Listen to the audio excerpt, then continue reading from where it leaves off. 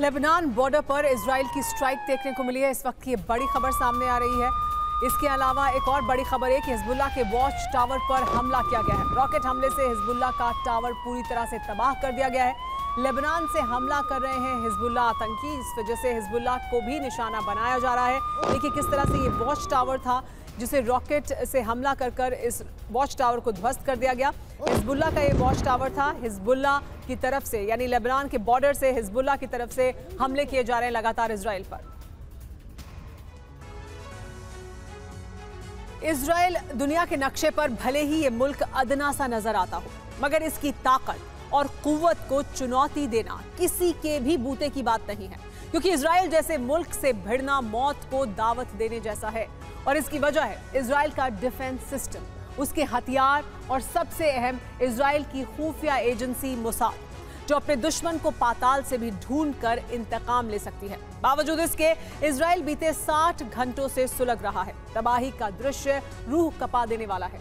ऐसे में सवाल यह है कि आखिर इजराइल के सुरक्षा कवच को किसने धुआं कर दिया, किसने मोसाद के चक्रव्यूह को ध्वस्त कर दिया है। आखिर बारूदी साजिश के वो किरदार कौन से हैं, देखिए इस रिपोर्ट।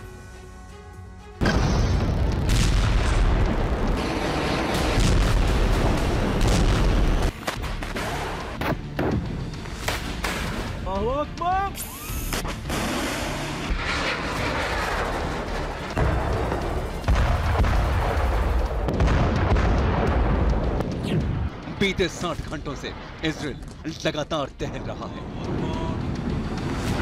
बारूदी शोलों से धधक रहा है।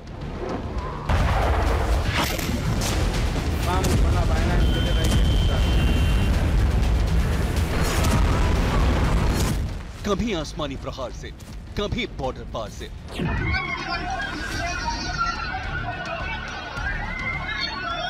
तो कभी दुश्मन के ताबड़तोड़ वार से।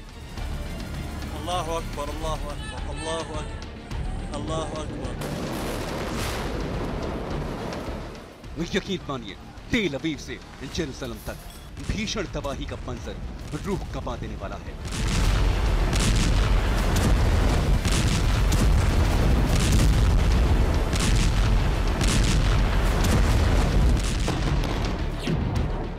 बीते 60 घंटों से इजराइल में जो बारूदी कोहराम मचा है, उसे अंजाम देने में सिर्फ एक संगठन का नाम सामने आ रहा है, और वो है हमास, जो फिलिस्तीनी सुन्नी मुसलमानों का एक हथियार बंद गुट है।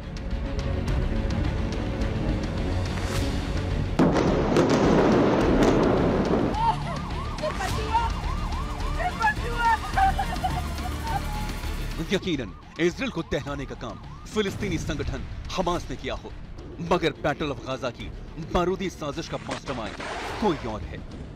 विस्फोटक साजिश को अंजाम तक पहुंचाने वाले पोहरे कोई और है।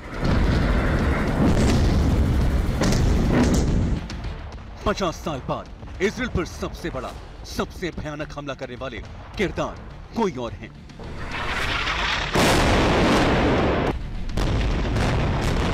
और जानते हैं, इसकी भनक दुनिया की सबसे खूंखार और सबसे तेज तर्रार खुफिया एजेंसी मोसाद को भी नहीं लगी।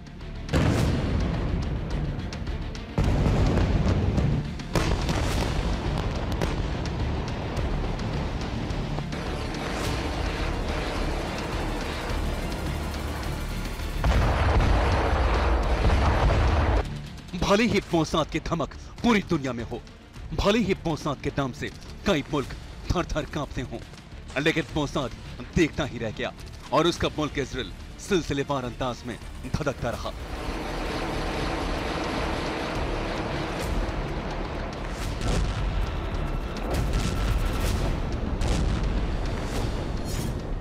और आप ये जानकर हैरान रह जाएंगे कि 7 अक्टूबर को इजराइल पर पहला हमला हुआ और 60 घंटे बाद भी इजराइल पर हमले जारी हैं। इजराइल की राजधानी तेल अवीव पर भी हमले हुए। तेल अवीव में मौजूद एयरपोर्ट पर मिसाइल दागी गई। मोसाद के दफ्तर पर भी हमले की खबर सामने आई है।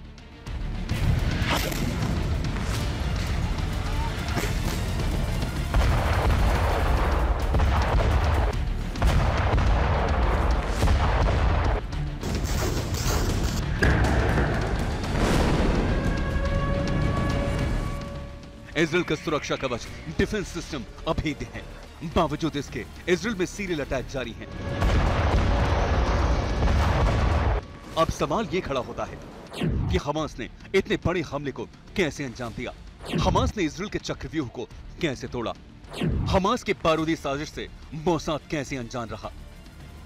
तो आपको बता दें कि इजराइल को दहराने में सिर्फ हमास गुट का ही नहीं बल्कि 7 देशों के दर्जनों संगठनों का हाथ है। और उसमें से भी सबसे ज्यादा अहम है ये 3 किरदार जिन्होंने 18 महीनों की प्लानिंग के जरिए इजराइल पर चौतरफा प्रहार की साजिश रची।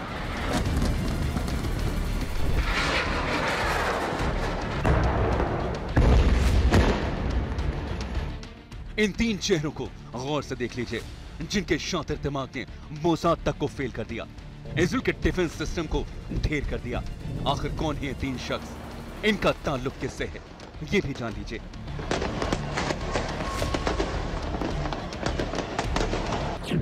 नाम इस्माइल कानी, ओहदा प्रमुख अल कुद्स फोर्स। नाम हसन नसरुल्लाह, प्रमुख हिजबुल्लाह लेबनान। नाम सालिह अल अरोरी, ओहदा कमांडर अल कस्मान ब्रिगेड लेबनान। बीते 18 महीनों से ये तीनों शख्स इजराइल को दहराने की साजिश रच रहे थे, वो भी हमास के साथ मिलकर। लेकिन ये तीनों किरदार अलग अलग गुट से हैं। बावजूद इसके ये साथ कैसे आए? इन्हें जोड़ने का काम किसने किया और क्यों इन्होंने मोसाद की मदद की? ये भी आपको तफसील से बताते हैं।